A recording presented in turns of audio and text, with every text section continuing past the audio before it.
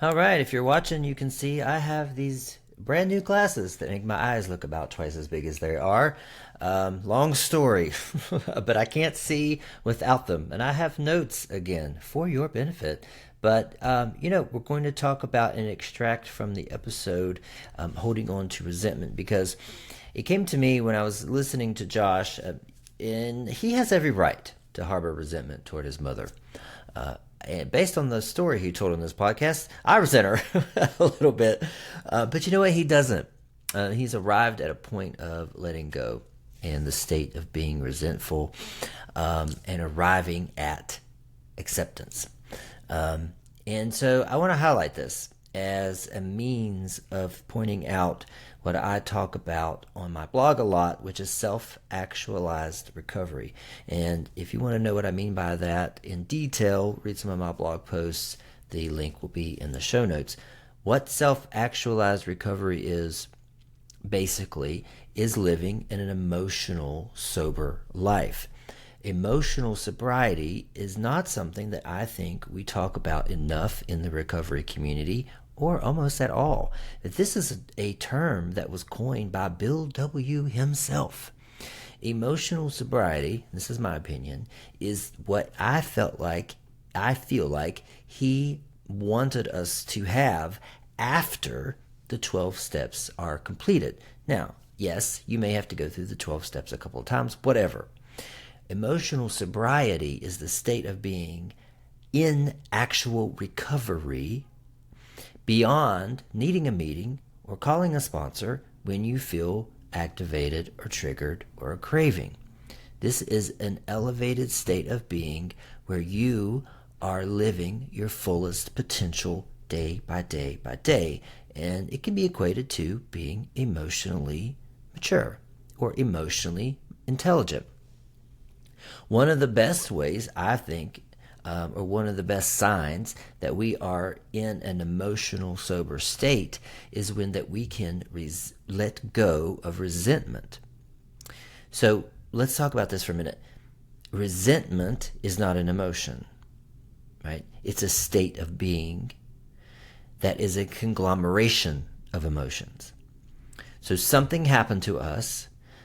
In our opinion, we were treated unfairly. So the emotions around that situation of being treated unfairly could be anger, a appalling nature of surprise, disgust, fear of what might happen next. All these emotions come into play. And so when someone has done something to cause you to be in a state of resentment, you feel you've been treated unfairly and you have lost trust in them or lost trust in others like them, right? So you become distrustful. But I want to say that, first of all, deep emotional reactions that seem exaggerated, right? So let's say that you're reacting to a boss who treated you unfairly, a spouse or a partner or something like that. If you are having a really deep, exaggerated response or reaction to something that maybe not, it's not in correlation to what happened. Like it's exaggerated response to being somebody pulling out in front of you in traffic. That's such a go-to example. But when your response is extremely exaggerated to something that is not worth that type of response or that deep visceral reaction, there is something else going on here beyond what's in front of you. So that we're going to talk about that more in a minute. So what is causing you to hold on to resentment? More often than not, this is the unwillingness to forgive. This unwillingness to forgive keeps you in this buffered, resentful state. So the natural tendency may be to withhold forgiveness from someone, because that means if you did forgive them, that you are somehow endorsing their behavior, or that you have the need to know that you will stand up for being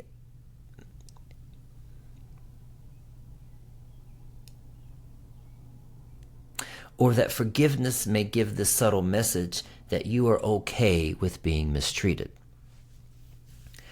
And somehow resentment makes you the good person and makes the other the bad person.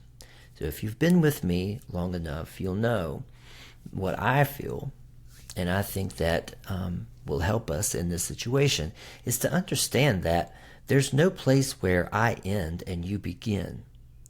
So resentment creates a separation between me and that person, when really we're all one. If we truly believe that we are all one and unified as the same, then there is no other person to be upset about, and there is no good person, there is no bad person.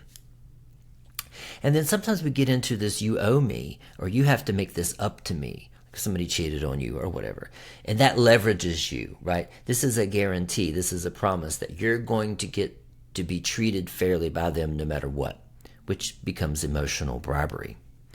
So here are some ways on a highly emotionally mature person and an emotionally sober way to release resentment. So let's talk about this. Here's the first way. Many times we're making this a big deal, right? What someone did, and we're holding on to the resentment. And what this is doing is deflecting what we are really feeling toward ourselves. Now, this is some deep introspection that is required here. So ask yourself, does this circumstance somehow point towards something that I feel guilty about, or that I haven't forgiven myself about or over, right? Because you can't forgive someone, you can only forgive someone else as much as you can forgive yourself. What could be the underlying message here that is making you feel guilty? What are you not facing? What are your blind spots? What are the shadow aspects of you in this situation? So if you're journaling about this, or if you're dissecting this and really trying to objectively see the situation differently, there's a first question for you. The next is to acceptance. So acceptance does not mean you're endorsing the behavior. Acceptance doesn't mean that you like what happened. But acceptance is a state of being also, where you ask yourself, is it worth being in this state anymore? What is this doing to me physically, mentally, and spiritually? And if I did accept it for what it is, what would that mean? What would it mean? What does it mean if I were to accept this situation? This happened. It is what it is. It's in this container. What would it mean if I just said, okay, I accept this as it is? Doesn't mean that I am happy about it. Doesn't mean that I like it, but I am accepting it. There's a relief that comes into play. There's a diffusion, a deflation that comes by accepting what it is, right? I have notes and I'm still stumbling. I hope you're hanging on to this. So the next step in my notes is resentment is, when you're in resentment, what comes with it many times is, and this is common with addicts, rumination, right?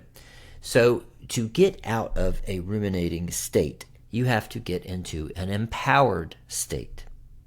Because rumination, you're letting your thoughts get out of control. You can't stop thinking about it. This gets you in a state of helplessness and disempowerment, because you feel like you've been victimized, right? And you may have, but you feel like a victim. You feel like this is out of your control, and you're feeling all this rage. So to find empowerment, you take responsibility, right? This is where, again, this is a really counterintuitive but emotionally sober way to look at this. Did I subconsciously bring this about? Was it my beliefs about myself? Was it the perception I have on the world? Was it my past trauma, which we'll talk about next? What about this could I have subconsciously caused? And there's something about taking responsibility and taking some ownership, and maybe this part of this was me, that empowers you immediately empowers you, immediately takes any kind of blame off anyone, and you rise above the situation. Now, if we were to think about this in Josh's, I haven't been comparing it to Josh's state, it would be really hard for Josh to say, how did I cause this? Right? How did I cause my mom to introduce me to heroin at age 8 and physically abuse me? I didn't say any of these questions were going to be easy. And when it's a child involved, most often that he wouldn't be able to take credit or responsibility or accountability for those things, obviously.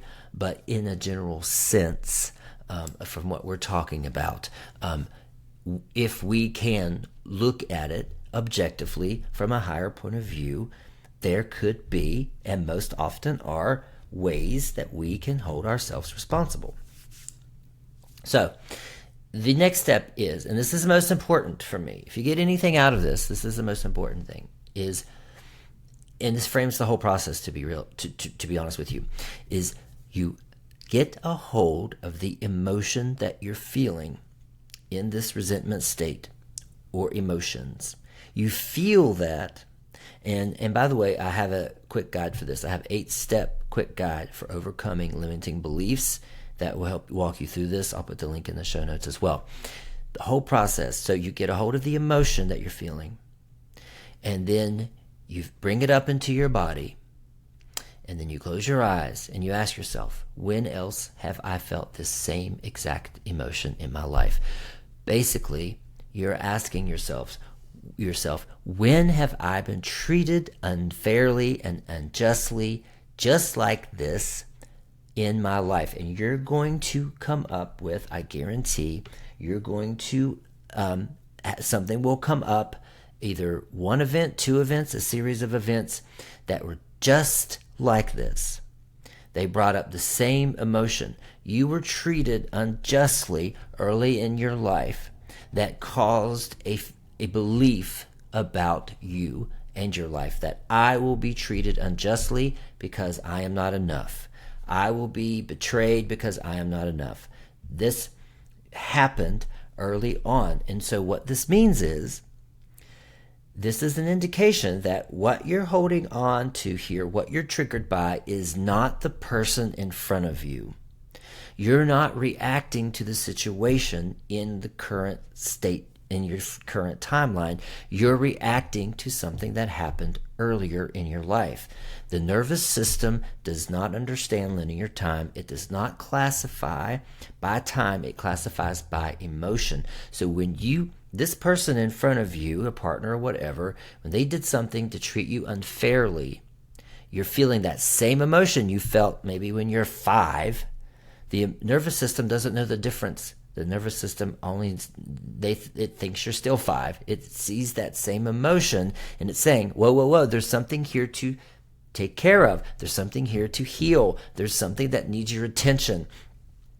Your nervous system, the universe, whatever you want to say, is always out for your good. It has your back. It's always pushing you towards self-actualization, reaching your full potential. To reach your full potential, you will process and heal and fix the limiting beliefs, overwrite the limiting beliefs that you have, the unprocessed emotions, the unprocessed trauma that has happened sometime before. So what that does is, again, you're not letting this person off the hook, but you are seeing the situation from a higher level to say, oh, maybe there's something more to this. Maybe there's something I haven't processed from what mom did to me or dad did to me or kids at school or whatever.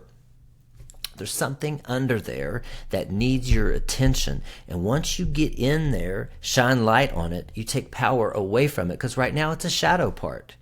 This is something you've forgotten about, you're not aware of. You didn't know that, oh, this is why in every relationship I'm cheated on. It's because you have a belief you're going to be cheated on, right? You have a belief that you're going to be unfairly treated. That might be too woo-woo for some of you. I don't care. But try it. Before you say it's too woo-woo or out there, try it.